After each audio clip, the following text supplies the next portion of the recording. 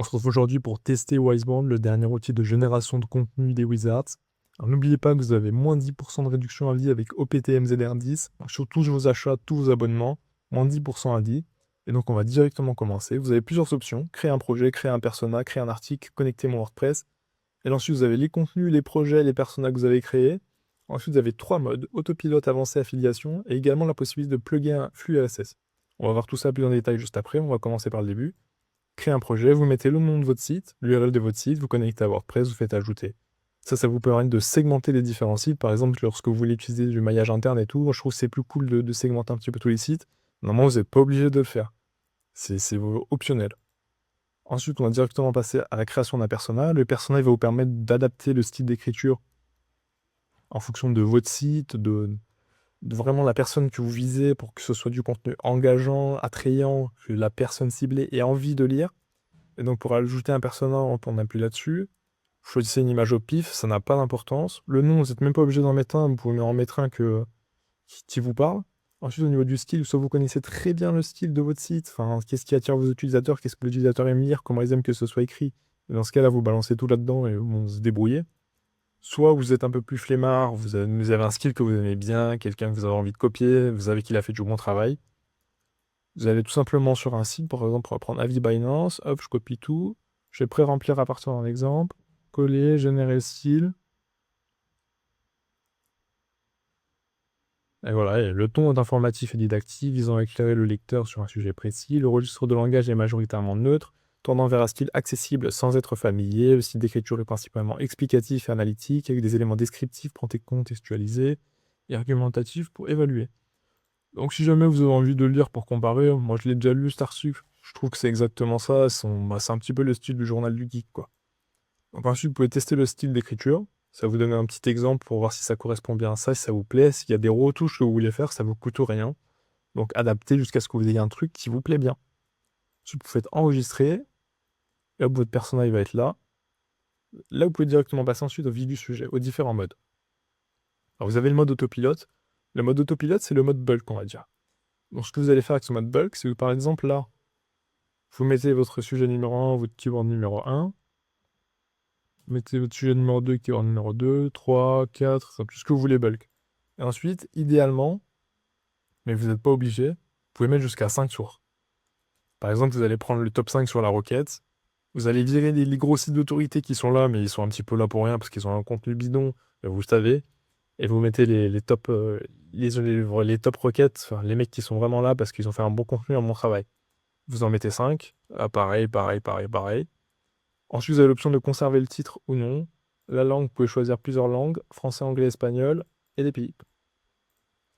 Ensuite, vous allez avoir la possibilité de publier directement sur votre WordPress, soit en différé, soit en direct, soit en brouillon. Comme ça, vous choisissez. Voilà, si vous voulez double-check, vous pouvez double-check. Ensuite, le persona, vous avez soit l'option de laisser automatique, soit l'option de utiliser un des personas qu'on a créé juste avant. Donc ça vous permet vraiment pour certains articles, d'utiliser le personnage que vous avez déjà écrit, et donc de diriger la façon d'écrire.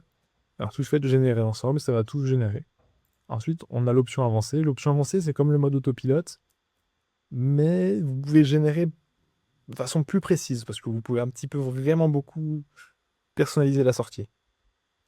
Néanmoins, c'est juste un article par génération, donc vous pouvez pas bulk. C'est un peu la différence. Sinon, c'est à peu près pareil. Vous avez des types d'articles, articles de blog, evergreen, actualité. Vous avez le site web que si vous avez lié avec un projet, vous allez avoir votre site web. Vous allez pouvoir choisir la longueur, soit automatique, et Wisebond, il va prendre la SERP, il va regarder à peu près la longueur la plus parfaite pour votre contenu, et c'est celle qu'il va utiliser. Soit vous pouvez choisir une longueur. Ça, c'est cool. Parce que quand même, il y avait beaucoup d'IA que j'utilisais jusqu'à maintenant, c'est un peu chiant parce que il y a des moments où on a besoin d'avoir quand même beaucoup de contenu. Et ça nous sert un truc de 600 mots. On sait que c'est un peu perdu d'avance. C'est vraiment light pour des grosses requêtes. Donc là, vous avez même la possibilité d'aller jusqu'à 4000 mots d'après mes tests. Donc c'est vraiment bien, c'est costaud quoi. Surtout qu'il se répète pas et c'est original. C'est toujours de la bonne information, quelque chose qui va plaire au lecteur et quelque chose que le lecteur voulait voir. Donc ça, c'est tip top. Ensuite, le persona, pareil, hein, soit vous mettez automatique, soit vous en mettez un que vous avez déjà créé. Là, la requête ciblée, hop, on va écrire quelque chose. On va mettre Ali Binance.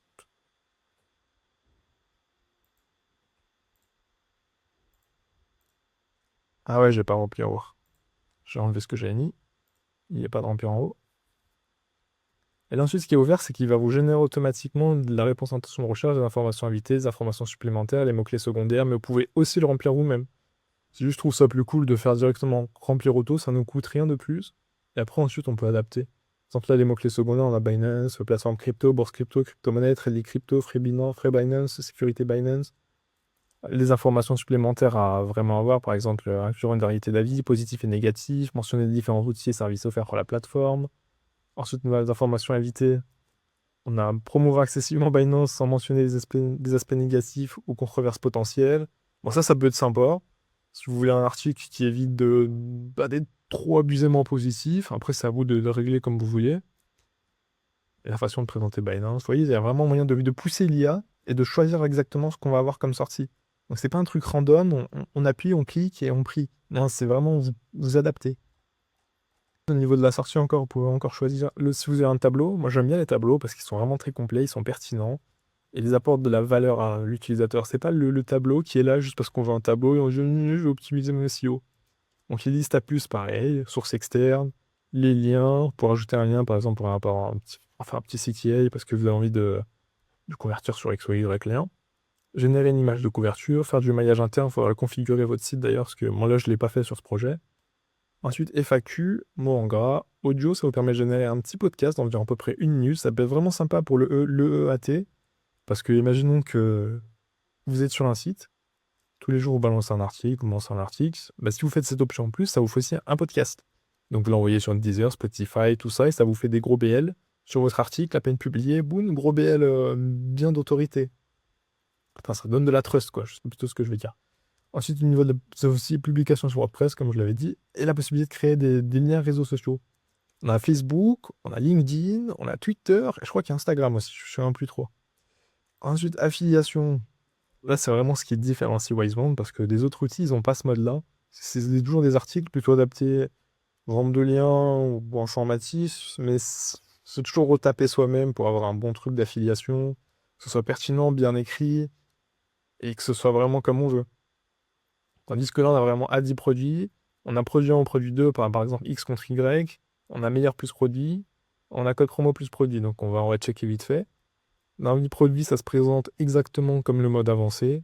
Alors, vous ajoutez votre mot-clé, vos sources, vous mettez votre nom du produit, vous mettez les reviews, comme ça il va pouvoir se baser sur des reviews pertinentes de vrais utilisateurs qui ont fait des vrais retours. Par exemple, ce pommeau de douche, il est super, mais je trouvais que la pression n'était pas assez grande et le calcaire, il s'entasse facilement. Vous voyez, des choses qu'une IA banale n'y aurait pas pensé, mais je vous dirais.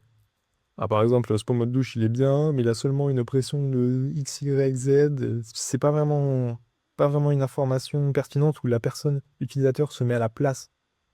Bah, où elle se voit, par exemple, en train de se doucher, la pression pas très ouf, ça la lave pas bien correctement. Enfin, vous voyez ce que je veux dire, vous voyez où je veux en venir.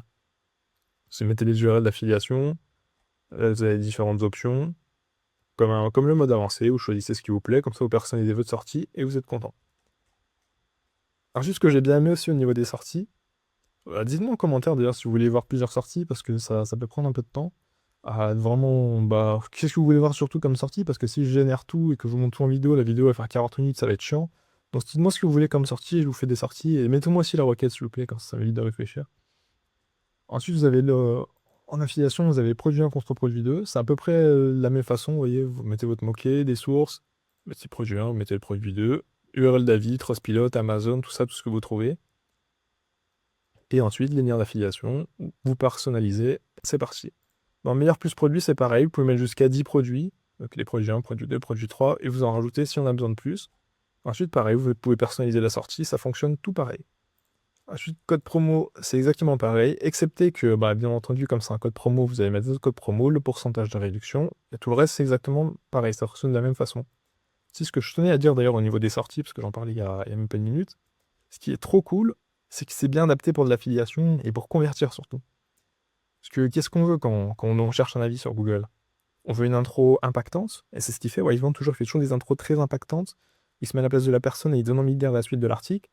Et ensuite, il commence tout de suite avec, entre guillemets, avec la fin. Parce que quand on veut voir un avis, on s'en fiche clairement d'avoir, je sais pas, que vous êtes là en train de détailler ci, ça, ça, ça, ça, à la suite, et que votre avis est tout à la fin. quand on joue un avis, on veut que l'avis soit tout de suite au début. Et c'est ce qui fait toujours Wiseboard. Mais toujours l'avis au début, comme ça la personne qui est venue chercher, elle a tout de suite son information, et si elle a besoin de plus, eh ben, les détails ils sont en dessous. Et ça c'est vraiment super. Parce que c'est plus adapté pour convertir, et c'est plus adapté au niveau de l'utilisateur, et vous avez plus de chances de ranker comme ça. Ensuite, la seule chose qu'on n'a pas vu maintenant, c'est les flux RSS. Ça, c'est tout simple, hein. Vous faites un nouveau flux RSS, vous balancez l'URL du flux RSS, et ensuite, vous faites interroger le flux RSS, et vous avez l'option de, en l'activant en temps de jeu, vous avez l'option de balancer du contenu réécrit. Imaginons, il y a un site qui vous plaît, il balance du contenu très souvent, vous voulez tout pomper, entre guillemets. J'ai rien dit. Et vous pouvez tout simplement réécrire avec Wisebond en automatique, et vous laissez votre site s'enrichir tout seul, sans rien faire. Et en plus, vous profitez du contenu de qualité que Wisebond va vous sortir. Donc voilà, n'hésitez pas à me dire dans les commentaires s'il y a des choses que vous voulez voir en plus en détail. Aussi pour au niveau des générations de contenu, qu'est-ce que vous voulez que je vous génère. Et je vous ferai tout ça dans une prochaine vidéo. Voilà, à plus.